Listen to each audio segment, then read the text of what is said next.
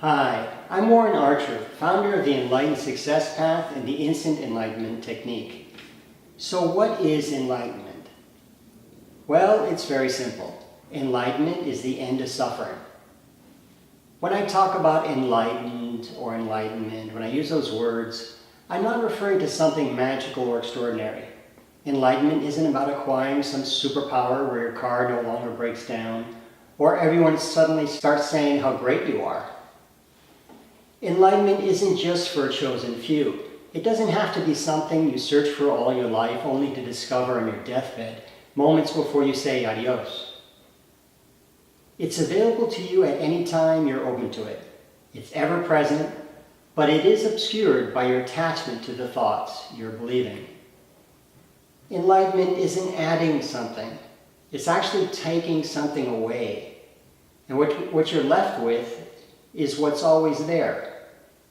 I like referring to it as being extraordinarily ordinary. It's often overlooked because our expectations that tell us it should be something more than what it already is. I'm going to take this opportunity to talk about what you may have heard about enlightenment as a concept. Again, I'm talking about something practical, not something mystical. Using the word enlightenment or enlightened can lead to potentially murky waters. Some of you might feel uncomfortable with the word enlightenment. I say it potentially murky waters because enlightenment is a word loaded with a ton of baggage. For some of us, the word reminds us of cults and people in orange outfits with permanent smiles on their faces. It's as though anybody who uses that word is not open to reason, and it's best to let them be on their way. So there are many definitions of enlightenment. I wouldn't know where to begin or end if I were to try to count them all. Many of these definitions sound silly, childish, and extreme. Others sound rather grim. Because there are so many definitions, and because ultimately nobody can describe what enlightenment is, the definition of enlightenment offered by most teachers is intentionally vague and confusing. So with all these definitions, spiritual teachers have adopted new words such as awakening or liberation. However, ask them to define these new words and you're probably going to end up with more vague, contradictory, and confusing descriptions. I can only guess at the reasoning for this, and say it's not so much that they're necessarily trying to be evasive, but that they don't want to limit the unlimited. The problem is that this approach causes continued confusion and frustration. To make matters worse, there's even more confusion surrounding the path to enlightenment. Some say there is no path. That's great, but without a pathless path technique, such as the Instant Enlightenment Technique, that I describe in my book, I Think Therefore I Lie, the pathless path teaching can lead to people giving up before they even start. That was pretty much what happened to me 3 decades ago when I was reading Krishnamurti. I didn't give up and stop seeking, but I was discouraged and even more distrustful of spiritual teachers and teachings. And there's the other extreme of spiritual teachers, the ones that say enlightenment takes years, decades, even lifetimes. I used to picture gurus in Himalayan caves renouncing every earthly possession and comfort only to get old and die, no more enlightened than when they started off. So what is the definition of enlightenment offered here? Well, it's very simple. As I said in the very beginning of the video, enlightenment is the end of suffering. There are many more definitions. Some are just as simple. Others are beautiful and eloquent. I go into these definitions in depth in my book, I Think Therefore I Lie. But to make it as beneficial and clear as possible to you, the ancient Buddhist definition of enlightenment being the end of suffering is the most effective. Why not go into more depth with the definition? Why not better describe enlightenment? Well, there are 2 reasons. Enlightenment isn't about adding something better to your life. It isn't improving on your situation or your personality. Enlightenment is actually loss. It's the loss of suffering, the loss of fear, the loss of anxiety, the loss of worry, the loss of guilt.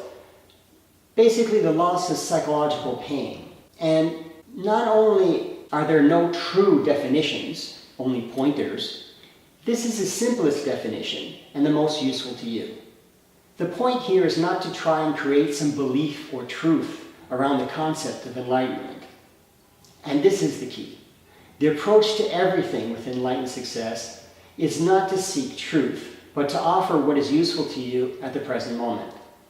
And the ancient definition that says enlightenment is the end of suffering is both useful and highly practical. Think of enlightenment in terms of lightening the load, enlightenment. You're relieved of the weight you put on yourself as you shed fear, anxiety, worry, guilt, and all the manifestations of psychological pain. How does this feel? Well, imagine you're backing up in your driveway about to leave on a trip, a business trip. Now, you always look behind you when you back up, but for some reason today you didn't. Maybe it's because you couldn't find your keys and you had to run back and make sure the stove was off or something like that. Maybe you're running late enough to start feeling the squeezing noose around your chest. You hear an unmistakable thud. It wasn't your imagination. You hit something. You stop breathing as you have that sickening, sinking feeling that's pulling your heart into your stomach. The neighbors have toddlers. You've made a point of telling the neighbors to do a better job of watching out for them. And they pretended to care about your opinion. And now, well, none of that matters, does it? Nothing matters. Your life is over. You're not going to die, of course, but you might as well be dead. And with your jaw clamped so tightly it hurts, it takes an almost inhuman effort to get yourself out of your car. Once outside, you peek, but there's no view of the back of the car from this angle. Maybe you were thinking there would be blood and you wouldn't have to look any closer. You could take the car off and drive off a cliff and end it all right now. Yes, that would be better. Better than seeing an innocent toddler crushed under your car. You're forced to take a step, and there's still no view. Another step, another, and another. Now you're puzzled. There's nothing behind the car. And you realize right then that the reason there's nothing behind the car is because it's under the car. Your heart is pounding, and you look down, and you see shredded clothing, a lot of clothing, all over the place. Then you make out something gray. It's your suitcase. You'd put it behind the car and forgotten to place it in the trunk. Wow, never before in your life had you been so grateful for doing something so stupid. Your suitcase was brand new, and now it's destroyed, and though only a shirt was torn, most of the clothes you packed will need washing. Now, you're probably going to miss your flight, and that meeting was going to get you all that promotion you were hoping for, and you don't care. All the things that were so important in your life seem stupid, petty, and frankly pathetic. How could you have cared about those things? All you're feeling now is gratitude. Everything seems so beautiful to you. The colors so bright. You hear the birds chirping. Now they've been chirping all along, only you hadn't noticed until just now how perfectly they sing. That's how it feels. A huge load has been lifted. You have been enlightened from your suffering. Are you feeling what I'm talking about here? Are you beginning to see enlightenment in a different context now? Enlightenment is not gaining, it's losing. It's losing suffering. You may say that taking drugs or drinking is enlightenment because you're not suffering. Well, that relief from suffering is the reason that people are attracted to drugs and alcohol, but it's not enlightenment. Cognitive function is diminished with drugs. The dulling of thinking and the process of thinking with drugs is what reduces the suffering. Enlightenment is clarity, not blindness. In the example of backing up your car, taking drugs would be like wearing a blindfold so you can't see what's happening. Whereas an enlightened perspective would be seeing what happened with clarity and without all the stories. You would see that your shirt is torn, your brand new suitcase is destroyed, and you would know that it's probable you might miss your flight. So you're clear about the situation, but there's no suffering. The feeling is gratitude. In that gratitude, you're completely present.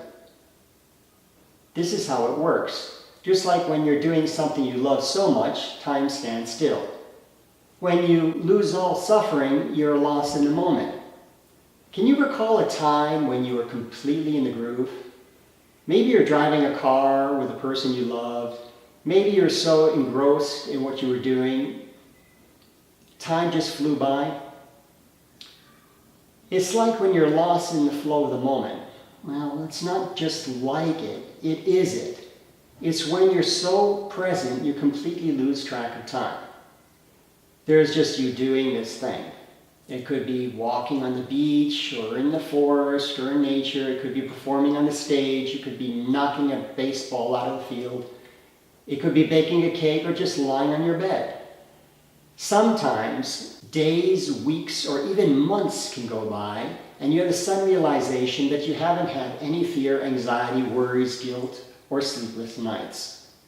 Suffering just slips away, and it was so simple and natural you hadn't even noticed. That's what it feels like. Okay, but that's great. How does this come about? Well, there are countless paths, including the pathless paths, such as the direct path and the instant enlightenment technique. They all lead to Rome. The question for you is, which is the most useful path for you at this moment? Now, the most efficient and immediate pathless path I know is the instant enlightenment technique. Obviously, I would say that because I came up with the technique. But there are people all over the world who have started to use it and experience its immediate effectiveness. In a nutshell, this technique involves using your thoughts as a tool, rather than being a tool getting used by your thoughts. I cover this technique thoroughly in my book, I Think Therefore I Lie, An Introduction to the Instant Enlightenment Technique.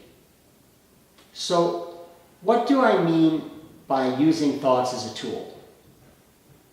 Well, you don't use a hammer to open a garage door. Is the hammer bad? No. It's just not useful when you want to open the garage door. For that, the garage door opener is useful. The hammer is not. Now, this can change at any moment. If you find yourself wanting to hang a frame, the hammer is useful. The difference with thoughts and hammers and nails is that thoughts come and go, and you have no control over what thoughts arise or when. But you can choose which thoughts are useful to you and where to direct your attention. This happens through a process where instead of resisting thoughts, so you resist the thoughts that you don't like, which if you've ever tried it, you know doesn't work. Instead of that, you simply determine if the thoughts serve you now or not. In a very practical sense, you reprogram your neural pathways to accept thoughts that serve you. Other thoughts may arise, but they have no power over you anymore. So how can you ignore a thought if it's true? Now that's a great question. If you believe it's true, then you won't be able to drop it because you'll be attached to that thought. The answer is that the instant enlightenment technique doesn't have you ignoring a thought. It's the opposite. A thought is examined closely and is seen in terms of its utility in the moment, not its validity. In this way, a thought is used as a tool. You don't spend a second brooding about so-called mistakes of the past or worrying about some imagined dark future. There's just action right now, moving you effortlessly and joyously towards your goal. The past and the future play their role as your focus doing your thing in the present. What's that role? Well, the past offers you all the things you've learned that help you do what you're doing now. The future offers you plans that give directions for your actions in the present. Without attachment to the stories, thoughts about the past and the future act as a tool at your service. Without attachment to stories, there simply is no suffering, and that's enlightenment. Leave your comments below and I'll actually respond. Click on the subscribe button and get videos on the Enlightened Success Path as soon as they become available. Thank you, and see you in the next video.